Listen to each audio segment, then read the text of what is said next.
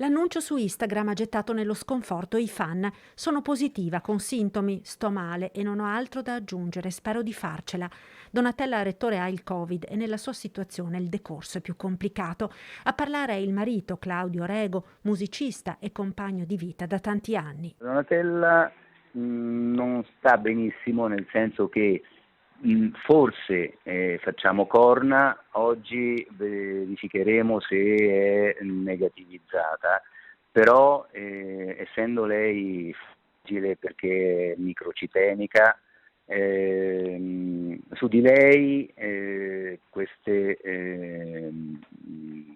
problemi che per persone che hanno una condizione di salute pressoché normale hanno un certo decorso. Su Donatella invece i tempi si allungano. L'umore non è dei migliori, prosegue Rego, anche perché questo stop forzato interrompe gli impegni seguiti al grande successo ottenuto da Rettore all'ultima edizione di Sanremo assieme a Dito nella piaga, ma la leonessa rock di Castelfranco non si arrende. Conoscendola posso soltanto dire che sicuramente Donatella dà un appuntamento a prestissimo a tutti, abbiate pazienza, cioè arriva, ci mette un pochettino di più di quanto lei vorrebbe, però insomma arriviamo. E allora l'augurio di tornare presto a cantare e l'invito all'ottimismo è quello che Rettore stessa ha lanciato dai nostri microfoni qualche anno fa. Ogni ora, ogni minuto che voi passate malinconicamente buttato alle ortiche.